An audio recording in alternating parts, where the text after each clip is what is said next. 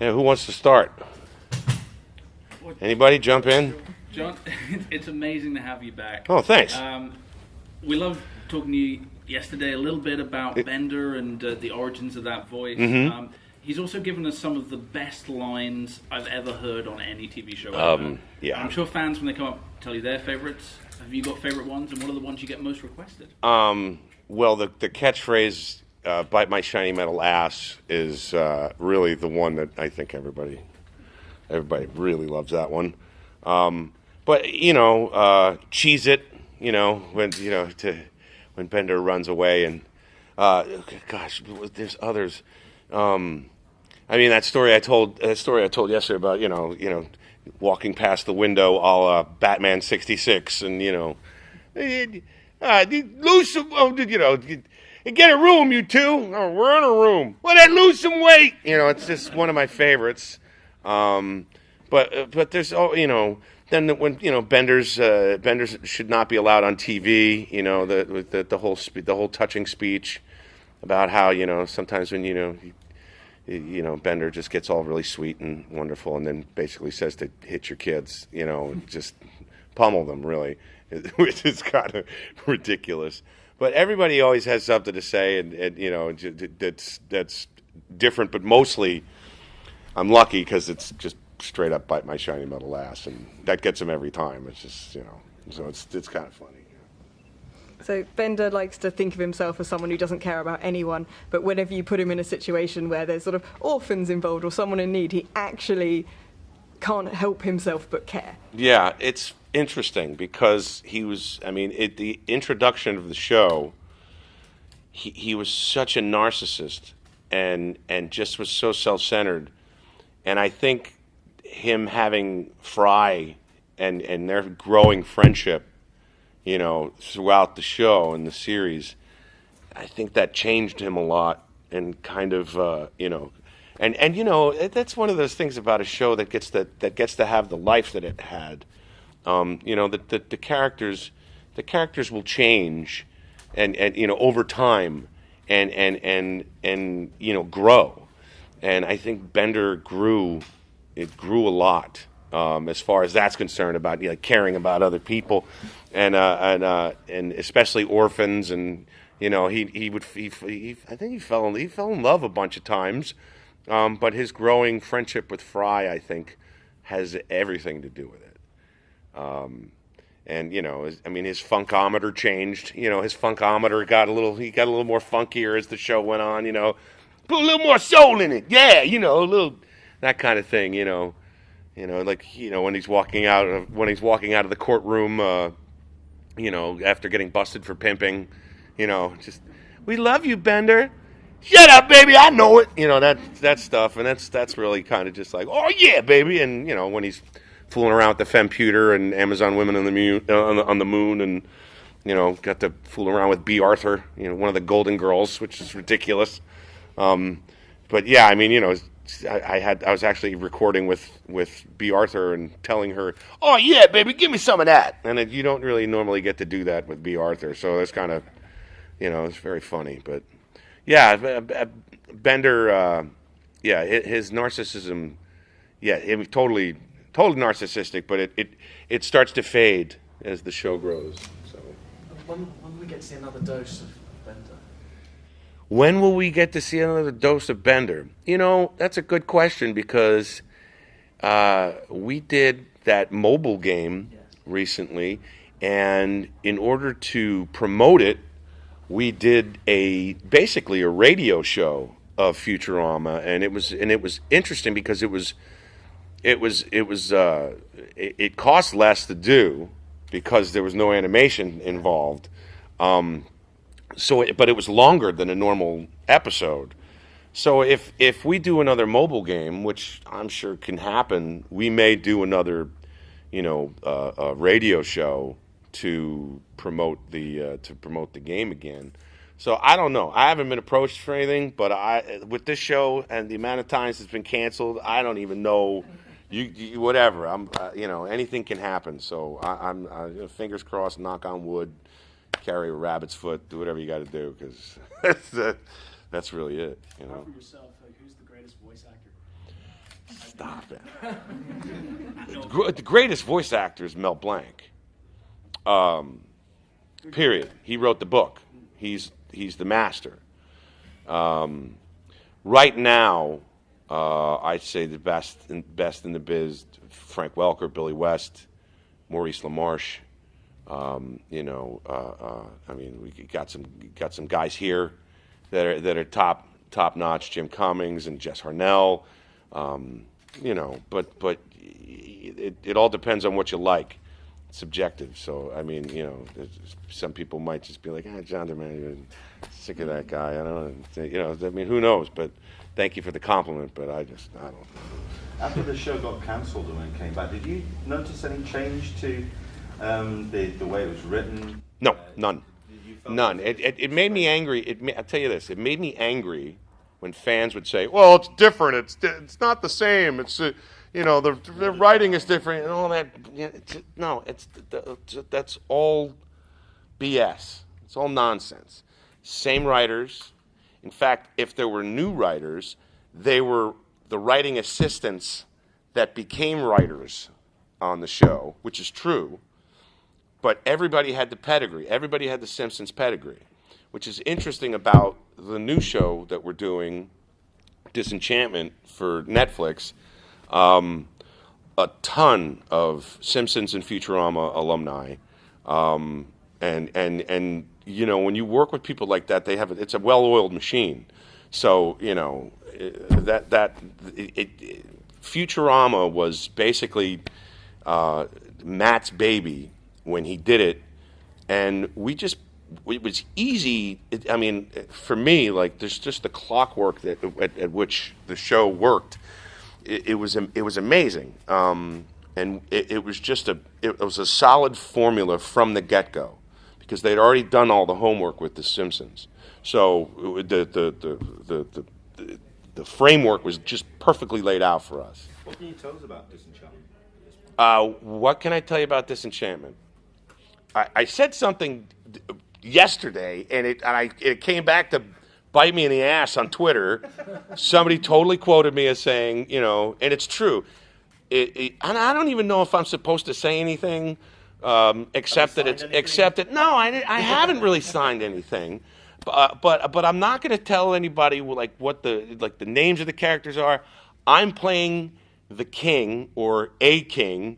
And the show is basically, if The Simpsons fornicated with Game of Thrones, and that's really, it's really, and that's my way of saying it. I don't know if that's Netflix approved or not, but hopefully I won't get canned because of it, because you can't say that. Well, yeah, you can, because it's kind of true, But it's really it's timely, and it's really, really, really, really, really, really funny.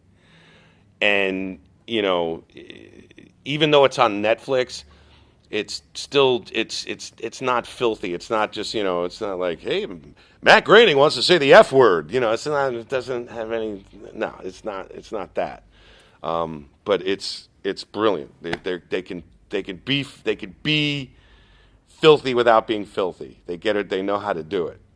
They've been doing it long enough. And exactly. So that's the thing, and it's really cool. It's really funny, and it looks great. Like, that's the one thing that's different from doing an actual television show where you're on a set and you're acting the lines in front of a camera, as opposed to doing an animated show, because you don't know what it looks like until you're in post production and you come in to do like ADR. Possibly, and so and I've seen this stuff, and it's just great. It's just really great. And Matt's character design is just it's great. It's just fantastic. So I can't wait for everybody to see it. Or, his previous work, would we recognize it, or is it? Oh no, it's very clear, and you can totally recognize it. And people I saw something on Twitter. God, Twitter is just. Oh man, the people are just like, oh, it looks like The Simpsons. It's just like, yeah, it's the same guy it's the same guy drawing it. Like, what are you thinking? Like, I don't know. People sometimes ding dongs, but whatever. It's all good. It's a funny show, and I'm just happy to be here. So Futurama's had a whole bunch of celebrities, historical figures. Anyone is fair game to bring in as a guest star. If Bender could have anyone as his next romance, who would you bring on? Ooh. If we were still doing Futurama and Bender had a shot at, well, who would I want to? Wow. I'd want to have my wife doing it, so I don't get in trouble. Yeah, that's a good one, right? Dodged a bullet on that one, man.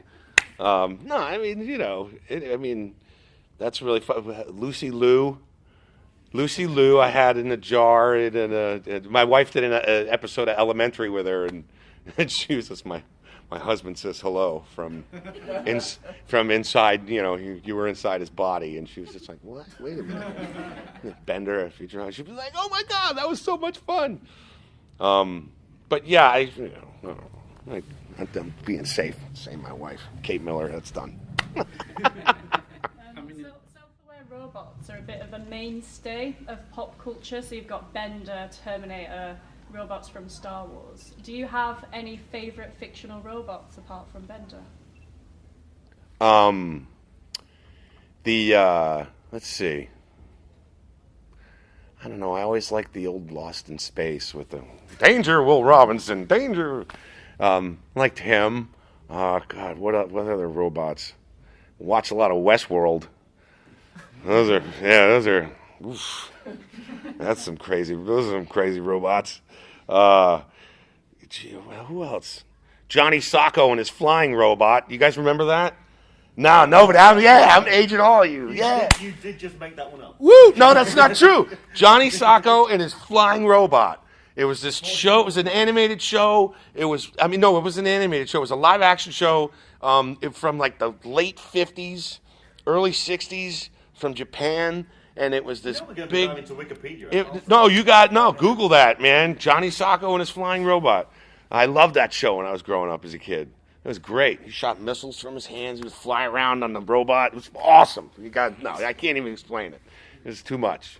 Yeah, I like the robot from Johnny Sacco and his flying robot. Yeah, I totally remember that. Boom, right there. It came back. I mean, talking about awesome characters, the great thing about the world, the universe of Futurama is the supporting characters and then the ones that have reoccurred along the way. Yeah. Can you talk about some of your favorite? And obviously, I mean, you guys get to provide the voices for a lot of them, One of my favorite, I love playing Bender, but my favorite character from Futurama is Zoidberg. Why not Zoidberg? I'm not hearing a no. Just one of my it was so fun. Well, when we did the show, everybody loved Zoidberg, and Billy doing the voice of Zoidberg was just absolutely brilliant. And I would just mimic him constantly just to try and get some dueling Zoidbergs going, La la la la la la la la la. You're like, oh, are you going to eat that sandwich? But yeah, he's hands down one of my favorites. I love Zoidberg. But as far as like recurring characters that would come back and forth, there was Mayor Poopenmeyer always cracked me up. And you had this kind of a voice where he was talking. It was Dave Herman that did it, who also plays Scruffy, who's also one of my favorites. Scruffy, the janitor. But Dave Herman, you know who he is. David Herman is Michael Bolton in Office Space. That actor, he's also on like Bob's Burgers and King of the Hill. He's been doing. He was a Mad TV cast member, as was Phil Lamar, who was also in the show as Hermes, and the original Leela was Nicole Sullivan, who was on Mad TV, and they replaced her with Katie. Interesting trivia. There you go. Part of a particularly comedic duo in Lego Star Wars: The Freemaker Adventures, and I wondered what your experience was working on that project. Star Wars? Yeah. That was with Danny Jacobs. Yeah. Me and Danny Jacobs playing the Bash and Ram. Well, the interesting thing about that is the guys that wrote and produced that were guys that worked on Penguins of Madagascar, and Danny and I worked on Penguins of Madagascar together. He took over the voice of King Julian, and I was Rico, the regurgitating penguin, which was actually a lot of fun because I would try and make the voice director barf in the studio because I had to make a lot of those noises. And if you're doing vomit noises, you can get people to it's that thing where, if you just, oh my God, and people, if they look at you, they start, don't do, and it just, and then it just, forget it. It's a downhill spiral from there. But that was a lot of fun working with. Danny's a great guy, and it was totally a lot of fun doing that. It was a blast, and I work with Danny in a heartbeat. He's great, and the guys that did the show, they're fantastic. You touched a bit on the emotional journey that Bender went through in Futurama, but with Adventure Time with Jake. Yeah. And also there was some fan backlash when it went from singular episodes to more involved, in-depth storylines that touched on quite a few difficult subjects, especially for a children's show. How did you feel that your growth as Jake in that show went?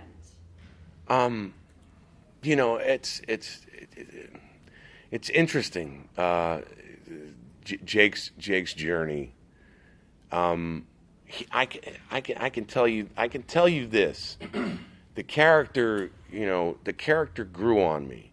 The universe of Ooh was difficult for me to navigate, trying to figure it out.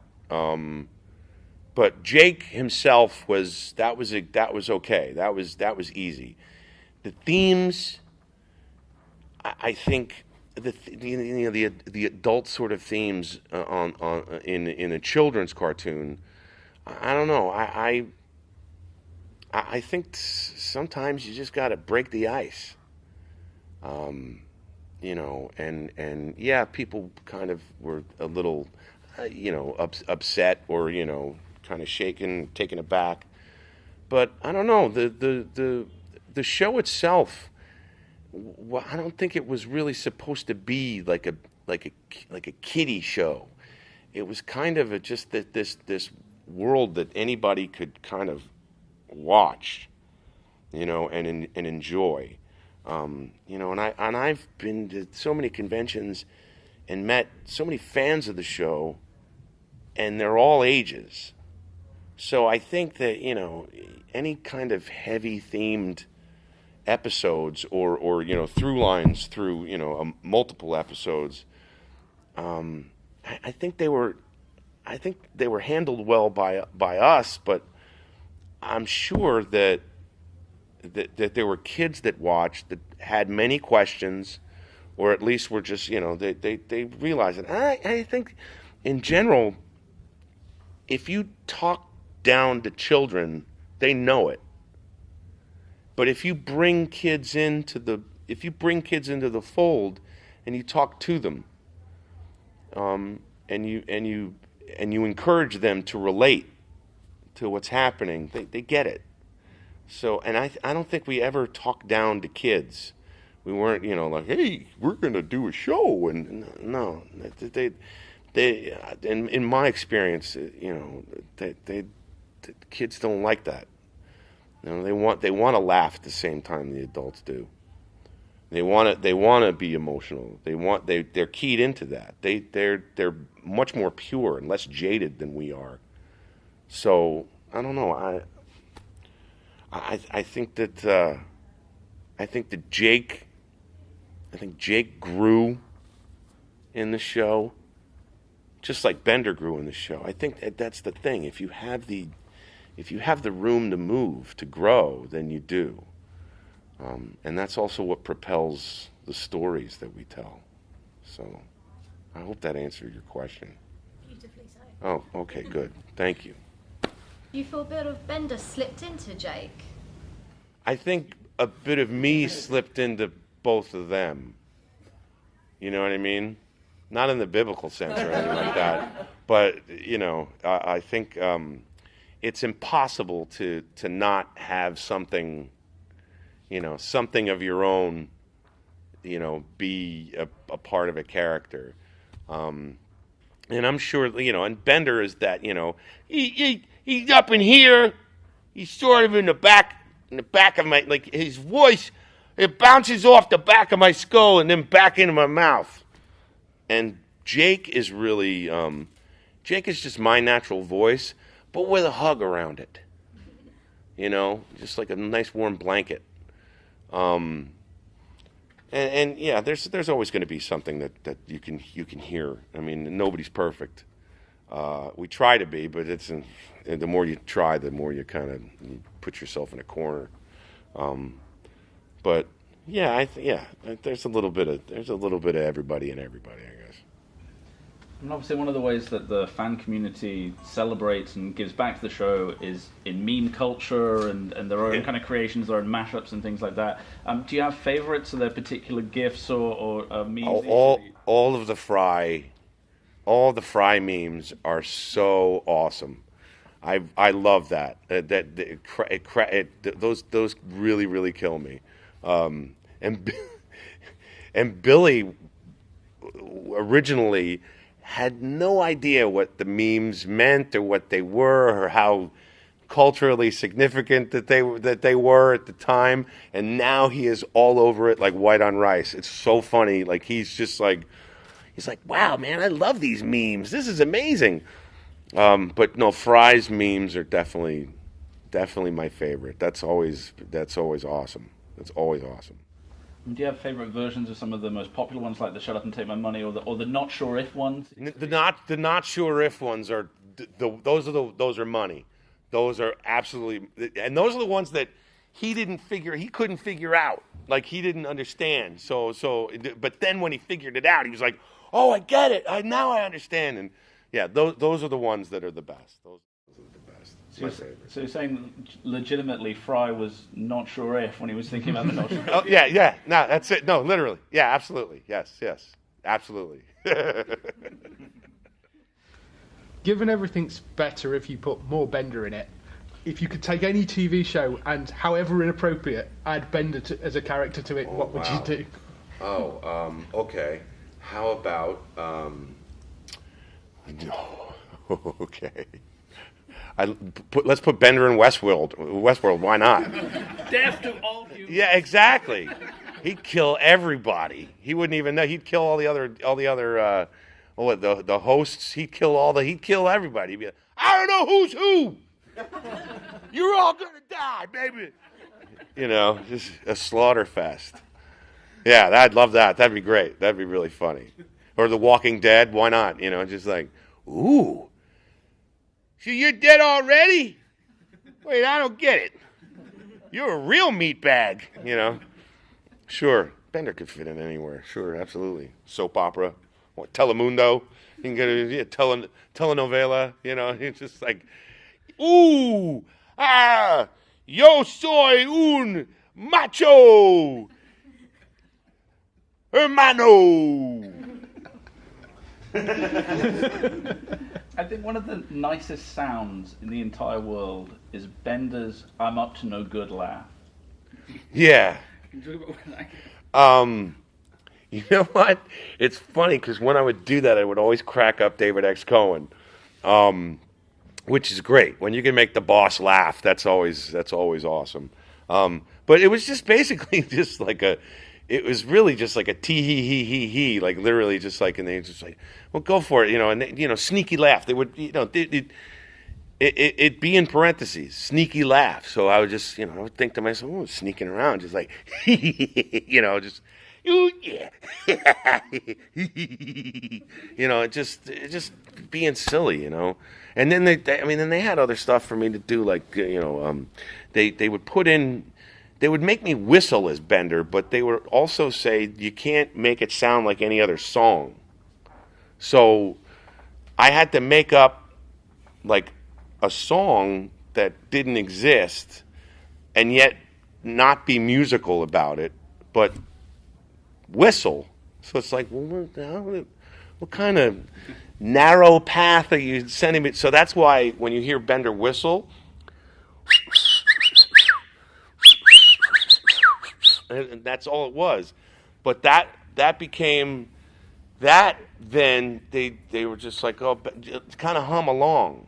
And we want you to hum along now, but don't be musical. And that's when I started going do da dee dee do boo dee la school be da be dee do dee da do boo. And that was called the Bender strut. And they would just go Bender strut, and they would let me just do it because I came up with it.